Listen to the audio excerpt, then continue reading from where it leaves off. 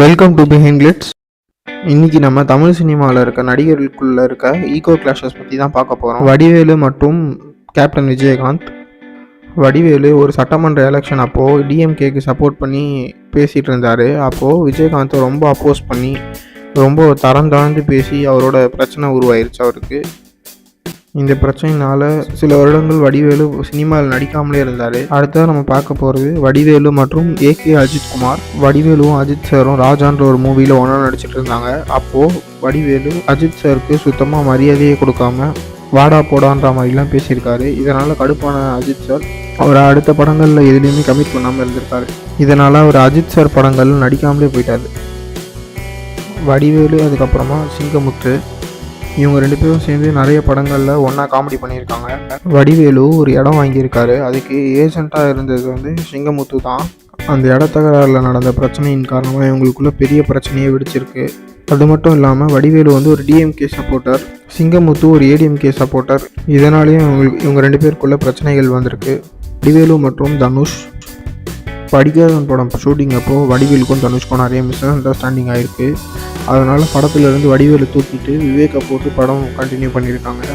வடிவேலு மற்றும் டைரக்டர் சங்கர் 23ஆம் புலிகேசி படத்தோட சீக்குவலான 24ஆம் புலிகேசி படம் ஷூட்டிங் எடுத்திருக்காங்க. அதில் பாதி ஷூட்டிங்லேயும் வடிவேலு டைரக்டரை கூப்பிட்டு இந்த டைலாக்ஸ்லாம் மாற்றுங்க, இந்த ஆர்டிஸ்ட்லாம் மாற்றுங்க அப்படின்னு சொல்லியிருக்காரு. ஆனால் டைரக்டரும் ப்ரொடியூசரும் அதுக்கு ஒத்துக்காதனால படத்தை பாதியிலே விட்டுட்டு வடிவேலு கண்டினியூ பண்ணாமல் போயிட்டாராம். இதனால் சங்கருக்கும் வடிவேலுக்கும் ஒரு பெரிய பிரச்சனை ஆயிடுச்சு. விஷாலோட சரத்குமார் அப்புறம் சிம்பு நடிகர் சங்கம் எலெக்ஷன் அப்போது சரத்குமார் சிம்பு ரெண்டு பேரும் ஒரே பார்ட்டியில் தான் இருந்தாங்க. விஷால் இவங்களுக்கு ஆப்போசிட் பார்ட்டியில் இருந்தார். இதில் எலெக்ஷன் அப்போ நடந்த பேச்சுவார்த்தைகள் அப்புறம் அதெல்லாம் நடந்த தகராறுனால இவங்க ரெண்டு பேருக்குள்ள நிறைய பிரச்சனைகள் உருவாயிருச்சு. விஷால் மற்றும் ராதா ரவி நடிகர் சங்கம் எலெக்ஷன் பிரச்சாரங்களில் ராதா ரவியும் விஷாலும் ரெண்டு பேருமே எதிர்த்து ரொம்ப தரம் தாழ்ந்து பேசிக்கிட்டாங்க. இதனால் ரெண்டு பேருக்கும் இடையில ஒரு ஈகோ கிளாஷ் ஃபார்ம் ஆயிடுச்சு.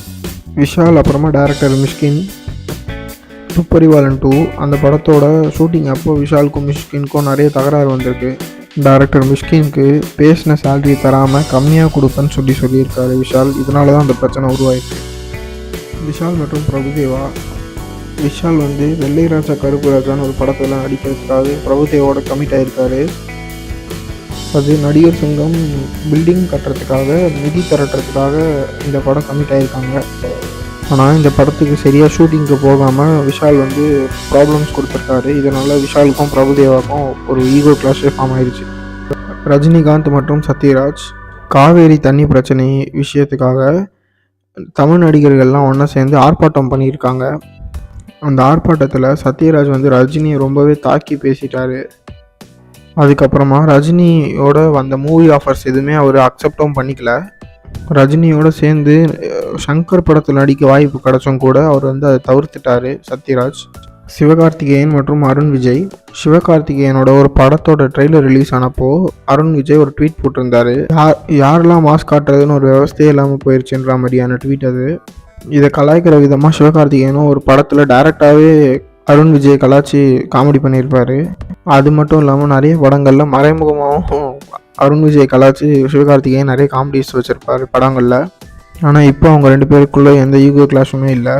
கொஞ்ச நாளைக்கு முன்னாடி அருண் விஜயோட பையன் ஒரு படத்தில் நடிச்சிருக்காரு அருண் விஜயோட சேர்ந்து. அந்த படத்துக்கும் அருண் விஜயோட சன்னுக்கும் அவர் கங்க்ராச்சுலேஷன்ஸ் விஷஸ்லாம் சொல்லியிருக்காரு.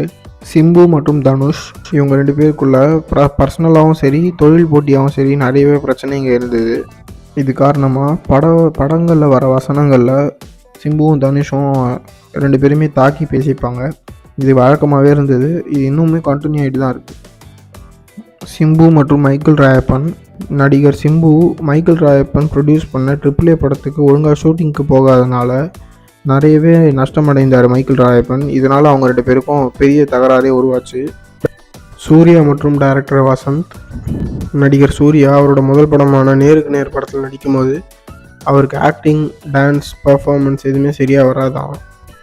இந்த மாதிரி ஒரு டைமில் சூர்யா பிரியாணி சாப்பிட்டுட்டு இருக்காரு ஷூட்டிங் ஸ்பாட்டில் உட்காந்து. டைரக்டர் வசந்த் கிராஸ் ஆகும்போது அவரை கூப்பிட்டு பிரியாணி நல்லாயிருக்கு சாப்பிட்றீங்களான்னு கேட்டிருக்காரு. நீங்கள் பிரியாணி சாப்பிட தான் லாய்க்கு அப்படின்ற மாதிரி ரொம்ப கடினமாக பேசிகிட்டு இருக்காரு சூர்யாவை டைரக்டர் வசந்த். இதனால் ஒரு சின்ன ஈகோ கிளாஷ் பில்ட் ஆனாலும் சூர்யா அதை பெருசாக எடுத்துக்காமல் இன்னை வரைக்கும் டைரக்டர் வசந்தோட ஃப்ரெண்ட்ஷிப்பாக தான் இருக்காராம். சூர்யாவுக்கும் நடிகர் ரகுவரனுக்கும் நடந்த ஒரு சின்ன ஈகோ கிளாஷ். இது வந்து எப்போ நடந்ததுன்னா, உயிரிலே கலந்ததுன்னு ஒரு படத்தில் சூர்யா நடிக்கிறாரு, கூடவே ரகுவரனும் நடிக்கிறாரு. ஆக்டர்ஸ் எல்லாருமே ஒரே ஹோட்டலில் தான் தங்கியிருந்திருக்காங்க. சூர்யா அந்த டைமில் பார்த்தீங்கன்னா ஒரு வளர்ந்து வர ஹீரோ தான். அவர் வந்து கமர்ஷியல் படங்கள் மட்டும் நடிப்பார், சேஃபான கமர்ஷியல் படங்கள், டிஃப்ரெண்ட் ரோல்ஸ் எதுவுமே பண்ணது கிடையாது. அப்போது அந்த டைமில் ரகுவரன் சூர்யாவை கூப்பிட்டு, நீங்கள் லைஃப்பில் ஒரு நடிகனை என்ன சாதிச்சிருக்கீங்க, இது வரைக்கும் எந்த படத்தை கொஞ்சமாச்சும் வித்தியாசமாக நடிச்சிருக்கீங்க, ஒரே மாதிரி கமர்ஷியல் டெம்ப்ளேட்லேயே படம் நடிக்கிறதுக்கு நீங்கள் நடிக்காமலே இருக்கலாமே அப்படின்ற மாதிரி ரொம்ப ஹார்ஷாக பேசிகிட்டு இருக்காரு. இது கேட்ட சூர்யா அதுக்கப்புறமா டிஃப்ரெண்ட்டான கதைலாம் செலக்ட் பண்ணி நடிக்க ஆரம்பிச்சிருக்காரு. சூர்யா vs விக்ரம் பிதாமகன் டைமில் 2 பேருமே பயங்கரமான ஹார்ட் ஒர்க் போட்டு நடிச்சிருக்காங்க. ஆனால் விக்ரமுக்கு மட்டும்தான் அதில் நேஷ்னல் அவார்ட் கிடச்சிருக்கு. சூர்யாவுக்கு எதிர்பார்க்கப்பட்டது ஆனால் கிடைக்கல. இதனால் ஒரு சின்ன ஈகோ கிளாஷ் 2 பேருக்குமே பில்ட் ஆயிடுச்சு. இது இல்லாமல் மணிரத்னம் டைரக்ட் பண்ண ஆயுத எழுத்து படத்தில் சூர்யாவுக்கு இணையான ரோல் கொடுக்காம கொஞ்சம் கம்மியாக ரோல் கொடுத்ததுனால விக்ரம் அந்த படத்தில் நடிக்காமல் விலகிட்டார். இதனாலே ஒரு ஈகோ கிளாஷ் அவங்க 2 பேருக்குமே பில்ட் ஆயிடுச்சு. அடுத்ததாக நம்ம பார்க்க போகிறது நடிகர் கமலஹாசன் மற்றும் நடிகர் கவுந்தமணி அவங்க 2 பேருக்குள்ள நடந்த ஈகோ கிளாஷ் பற்றி தான். சிங்காரவேலன் ஒரு படத்தில் கவுந்தமணியும் கமலஹாசனும் சேர்ந்து நடிச்சிருந்தாங்க. அதில் செந்தில் வந்து கவுந்தமணிக்கு ஜோடியாக இல்லை, காமெடி ஜோடியாக இல்லை. அப்போது அது ரிகார்டிங்காக பத்திரிகையாளர்கள்லாம் கவுந்தமணியை பார்த்து கேள்வி கேட்கும்போது, அதுதான் வெள்ளை செந்தில் இருக்காரு அப்படின்ற மாதிரி கவுந்தமணி கொஞ்சம் கிண்டல் பண்ணுற மாதிரி கமலஹாசனை பேசிகிட்டு இருக்காரு. இதனால் கடுப்பான கமலஹாசன் வந்து அவரோட படங்கள் கூட சேர்ந்து நிறைய நடிக்கிறத தவிர்த்துக்கிட்டாரு. அதுக்கப்புறமா இதுதான் இந்த வீடியோவோட லாஸ்ட் பார்ட்டு. தளபதி விஜயும் நெப்போலியனும் போக்கிரி படத்தில் தளபதி விஜயும் நெப்போலியனும் ஒன்றா சேர்ந்து நடித்தாங்க. அப்போது நெப்போலியனோட நண்பர்கள்லாம் விஜய் சந்திக்கிறதுக்காக வந்திருந்தாங்க. நெப்போலியனும் கூப்பிட்டுட்டு விஜயோட கேரவேனுக்கு வந்திருக்காரு. ஆனால் விஜய் அசந்து தூங்கிட்டு இருந்ததுனால அவரோட செக்யூரிட்டி விடலை. இதனால் நெப்போலியன் அந்த செக்யூரிட்டியோட ஒரு தகராறு பண்ண ஆரம்பிச்சிட்டாரு. சத்தம் காரணமாக வெளியே வந்து பார்த்த விஜய் வந்து நெப்போலியனை தான் திட்டிருக்காரு, அந்த செக்யூரிட்டியை திட்டாமல். இதனால் அதிருப்தி அடைஞ்ச நெப்போலியன் இதுக்கப்புறம் அவர் கூட படங்கள் நடிக்கிறத தவிர்த்துக்கிட்டாராம்.